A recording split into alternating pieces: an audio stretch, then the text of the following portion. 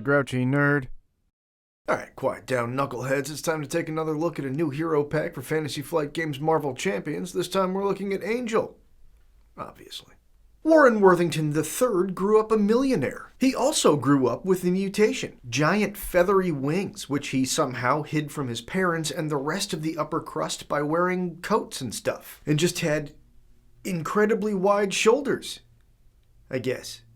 He used these feathers and the gift of flight that they provided to become a costumed hero, the Avenging Angel, which caught the attention of Charles Xavier, who was just beginning to form his initial team of X-Men in his first class at Xavier's Institute. And then he did a bunch of other stuff. This guy's been around for forever. He helped found the Champions and the Defenders and X-Factor, a team of mutants aiming to find and aid other mutants in rough situations, but none of that really matters that much because here's where it gets good. Three things happened all kind of around the same time. First, Mystique outed him as a mutant to high society. His girlfriend found him comforting a newly returned Jean Grey for whom he had long carried a torch. And someone Warren believed to be a friend planted false information that led to Warren having his wings amputated. And when that same former friend sabotaged Warren's private jet, Warren's friends all believed he'd committed suicide, but he had in fact been abducted by Apocalypse, a very powerful, very old mutant who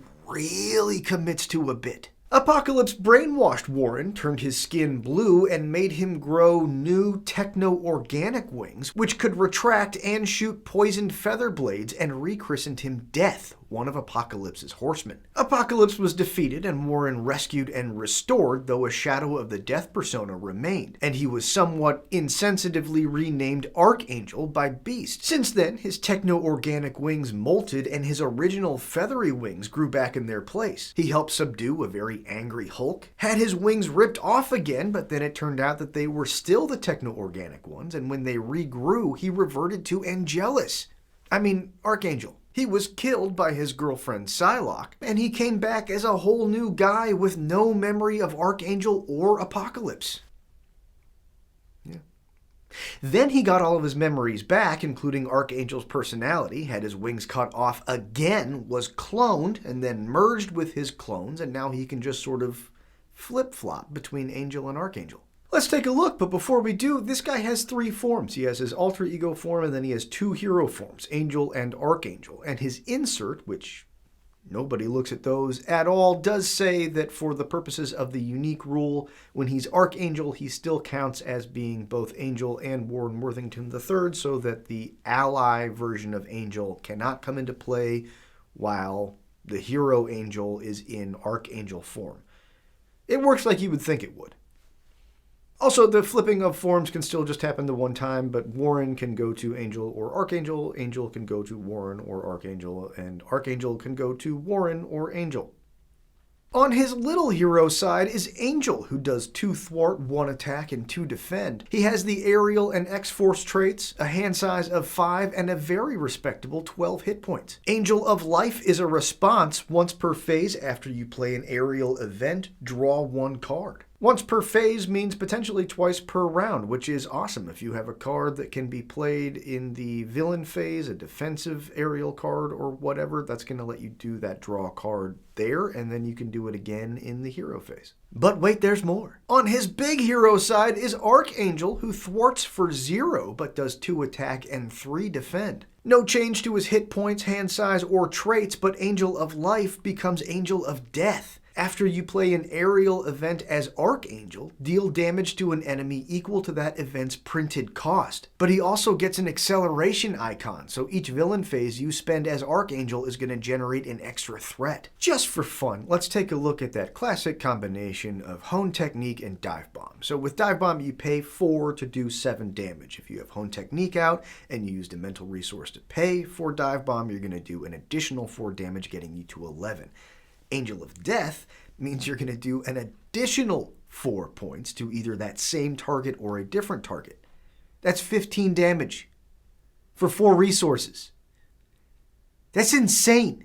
Finally, on his alter ego side, Warren Worthington III gets a recover of 3, his hand size goes up to 6, and he gets regrowth. As an action, heal 1 damage from Warren once per round. It's not particularly flashy, 1 point of healing, but it doesn't cost you anything. You don't have to exhaust a card, you don't have to discard a card, you just get to heal 1. And Angel's got a defensive 2, Archangel's got a defensive 3, so you might not need more than 1 or 2 little bits of healing at a time. Digging into his kit, up first is Psylocke, as played by Betsy Braddock. She costs 3 for 3 hit points, the X-Force and Psionic traits, 1 thwart and 1 attack, but when she attacks, if you're Angel, heal 1 damage. If you're Archangel, ready. If you're Warren, you're just real rich.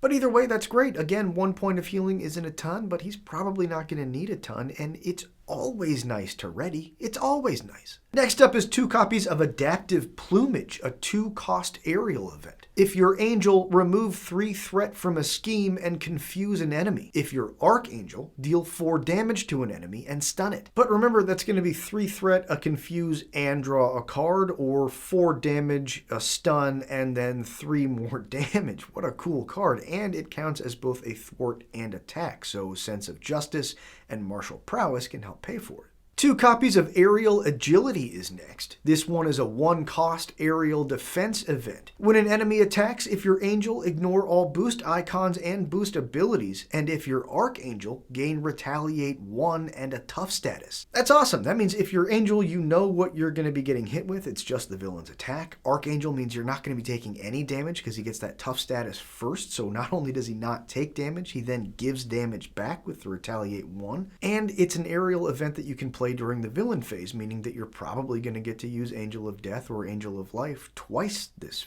round. Then we get 2 copies of Metamorphosis, a 2-cost event with the aerial trait. Change forms. Then if you're Warren, draw a card, Angel, remove 2 threat from a scheme, or Archangel, deal 3 damage to an enemy. And it's another aerial event, so when you do flip into Angel or Archangel, you're also going to then be able to trigger Angel of Life or Angel of Death, and this does not count as your 1 free change of form per round, so you can still see your 3rd form, or you could start in Angel, flip up to Archangel, do some punching, come back down to Angel so you don't have to deal with that acceleration icon. Natural Flight is next. We get 2 copies of this 2-cost aerial thwart event. As a hero action, remove 4 threat from a scheme. If you're Angel, this will ignore crisis icons and patrol keywords. Crisis icons and patrol keywords keep you from taking threat off of the main scheme, so this lets you skirt that as Angel. Archangel doesn't get that, but he doesn't have a whole lot of threat management, so he'll take what he can get. And then also, Angel of Death means even though this is a thwart event, you're still going to get to do 2 points of damage from Angel of Death. That's cool. Next up is 2 copies of Razor Dive, a 3-cost aerial attack event. As a hero action, deal 6 damage to an enemy. If you're Archangel, this attack gains piercing and overkill. This one seems only okay because it's 3 resources for 6 damage, but remember, as Angel, you're also going to be drawing a card, and as Archangel, you'll be doing an additional 3 damage because of the cost of the card that you played. So really, it's 2 resources for 6 damage or 3 resources for 9 damage, that's much better. 2 copies of Avian Anatomy is next. It's a resource card that gives a wild resource, and as a response, after you spend this card to play an aerial event, you get that event back into your hand after you resolve its effects. So assuming you can afford to play it twice, you get to play it twice, or you get to use that to help you pay for something else. Metamorphosis is a really fun card to use this to bring back and then play it again, though. That's a good one. Worthington Industries is next. It's a 1-cost location support. As an action, exhaust Worthington Industries to shuffle an aerial card from your discard pile into your deck. Then if you're in Alter Ego, draw a card. So that pulling of an aerial card from your discard pile into your deck can happen anytime, which is fantastic, meaning that you can just keep recurring Natural Flight, meaning that you can stay in Archangel when you're getting later into the game, you've thinned your deck a bit, and you're just going to keep hitting those same cards over and over again.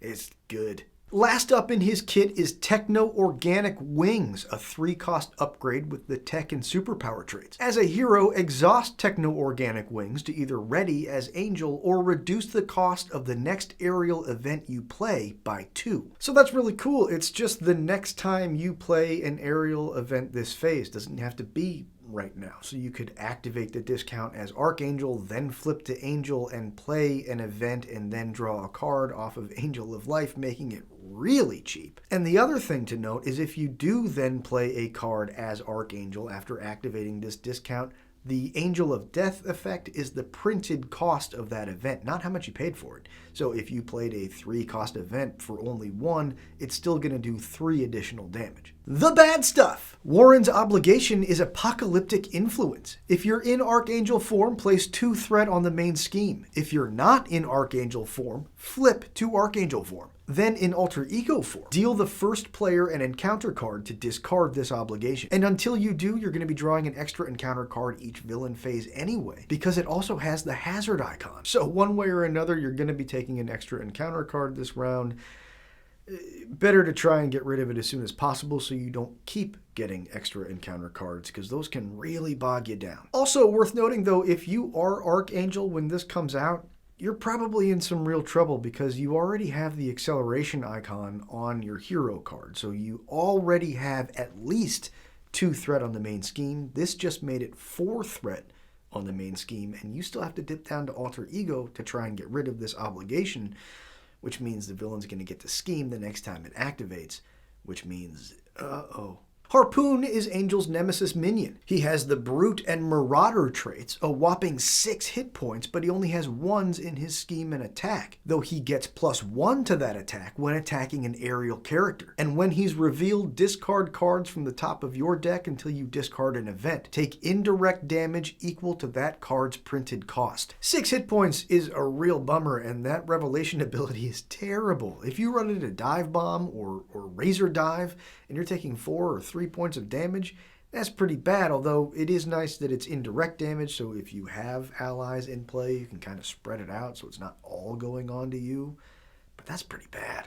Harpoon's side scheme, Hook, Line, and Sinker, is next. It comes into play with only 2 threat per identity, but while it's out, attacks done by brute enemies deal indirect damage. And after any friendly characters take any amount of indirect damage, exhaust them. Oh!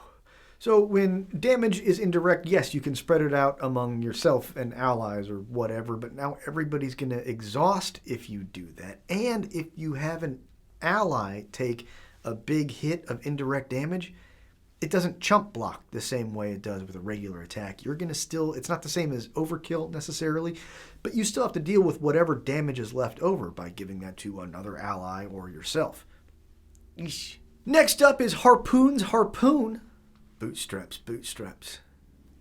It's a weapon attachment that attaches to Harpoon. And if Harpoon isn't in play, it digs him out of the deck or discard pile and attaches to him. And it not only gives Harpoon's attack +1, after he attacks, he's going to do another 2 points of indirect damage. That sucks so hard. That brings this guy's 1 attack up to 3 against Angel or Archangel, and then does an additional 2 damage that can't be blocked. Last up is 2 copies of Spear Shot, a treachery which, when revealed, makes you discard cards from the top of your deck until you discard an event. Then take indirect damage equal to that event's printed cost, and if that event was aerial, Spear Shot gains Surge. That is horrible.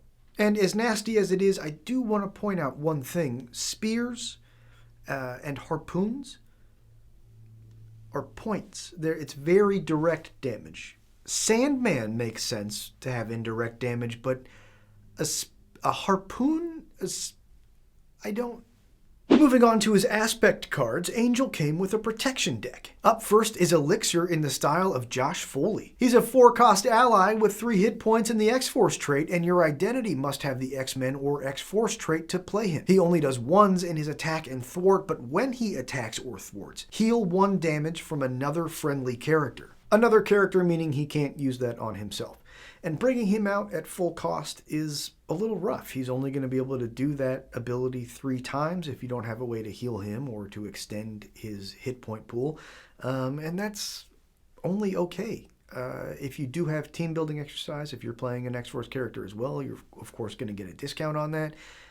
Still though, I think I would rather have Night Nurse. Next up is Siren, played by Teresa Cassidy. She's another 4-cost ally with 3 hit points. She has the aerial and X-Force traits, and she does 2 thwart and 2 attack, and after she attacks, stun a minion. She's fine, I guess. She's kind of expensive to only be able to use her ability when there's a minion in play that you can't just deal with, that you want to stun instead of taking out.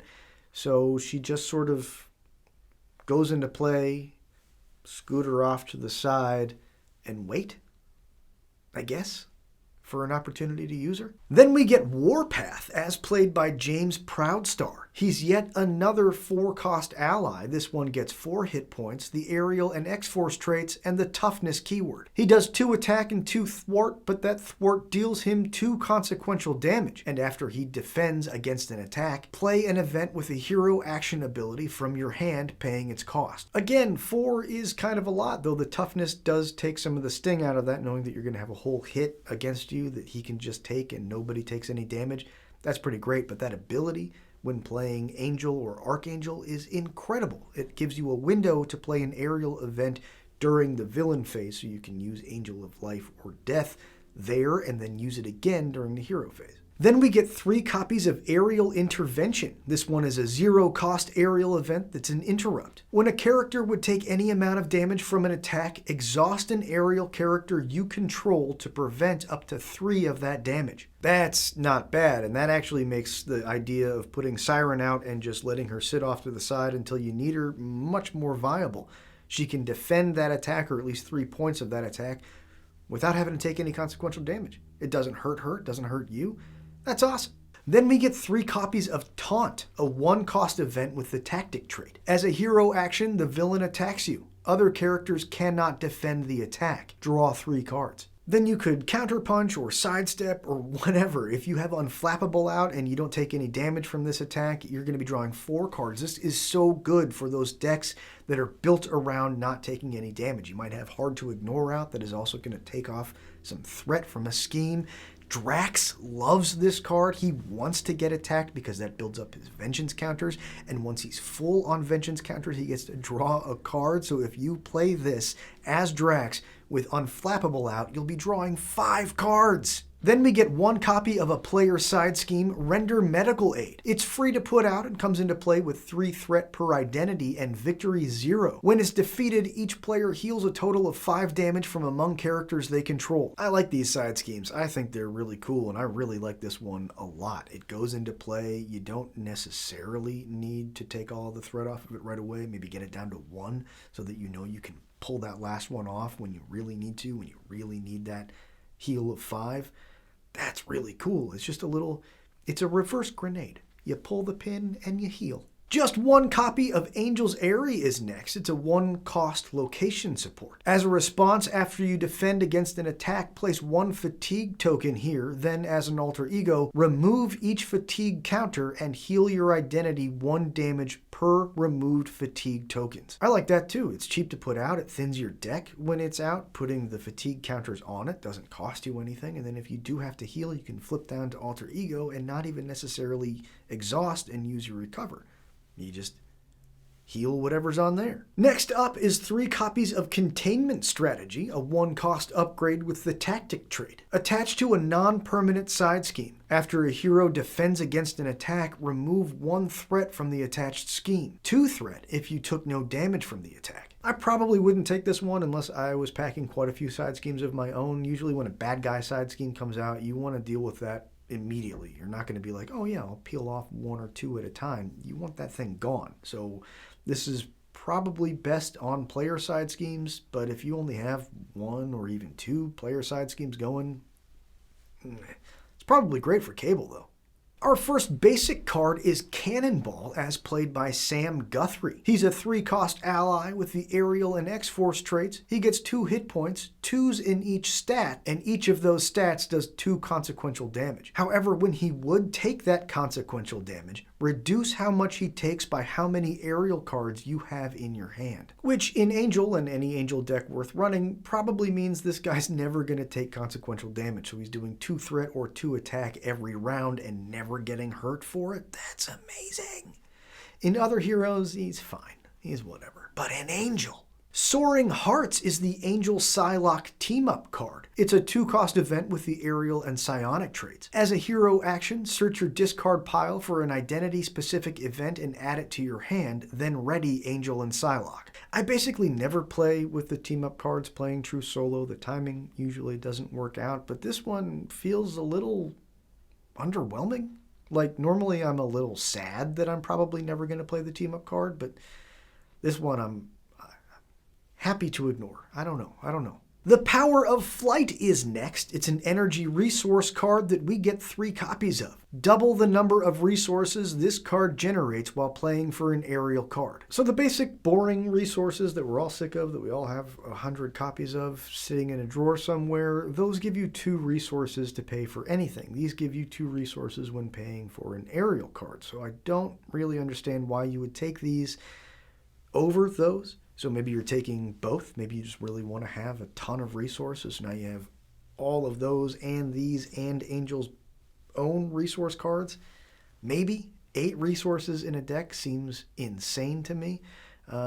Otherwise, maybe it's Captain Marvel or Iron Man or Thor who can get aerial, but also want to see as many energy resources as they can for certain ones of their cards. Maybe in that case, you don't take Genius and you don't take Strength and you just take these.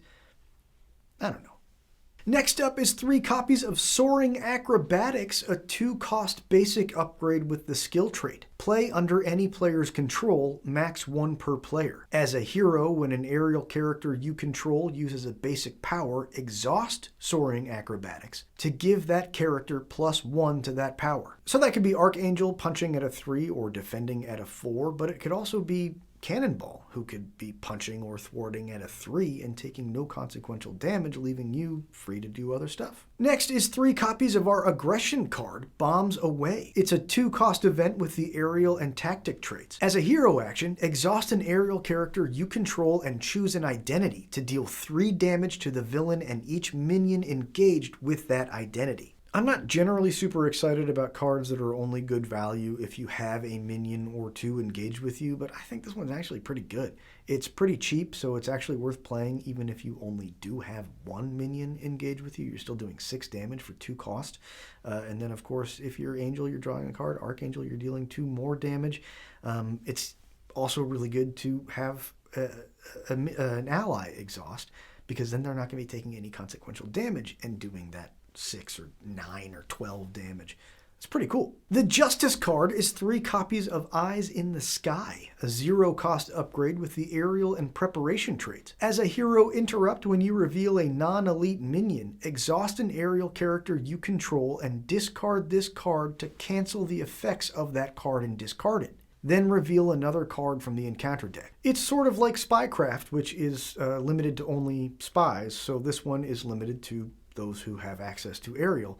But it's great. You put it into play, you wait for a minion, the non-elite minion, to come into play that you don't really want to deal with, and you get rid of it. You do have to draw another encounter card, so it's not for free, but if it's a really nasty minion, a really nasty non-elite minion, although it is worth noting that Harpoon is non-elite. Then we get our leadership card, 3 copies of Flying Formation, an aerial tactic event that costs 4, but it also has the Alliance keyword so other identities can help pay for it. As a hero action, ready up to 3 aerial characters. This card also begs the question of what is the point of a keyword if you're just going to define the keyword when you use it?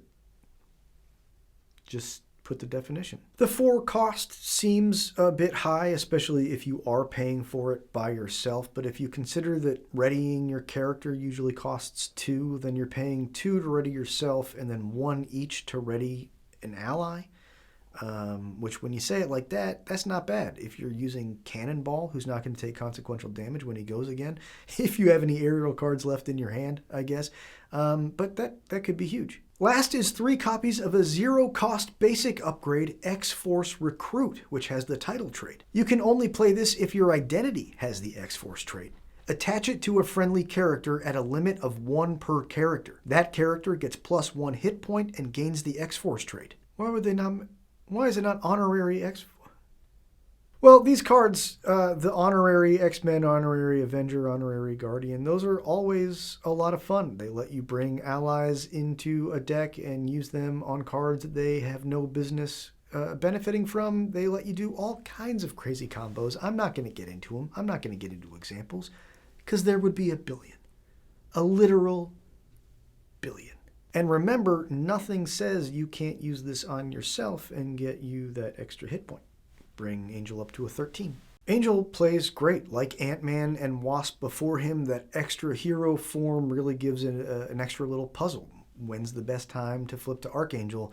When is it not too risky to have that acceleration icon? When do you want to be Warren to get that little bit of healing and go to Angel so you can thwart a little bit? It's all very cool. His main flaw, if you can call it a flaw, is that his deck building is kind of on rails. You just want to sort of load in as many aerial cards as your chosen aspect will allow, which can kind of make decks feel a little samey, I guess. But, I mean, the game's still growing. The card pool is still growing. I think he's going to be somebody that we're going to come back to again and again as new aerial cards are released for the game.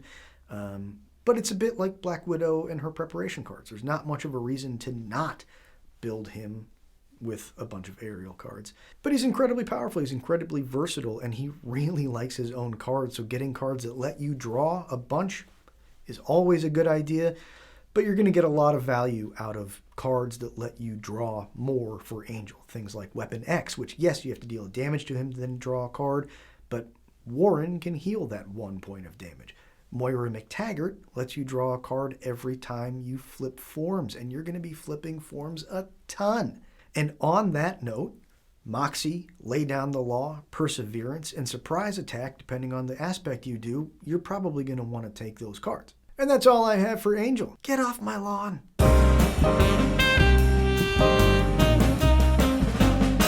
The Grouchy Nerd.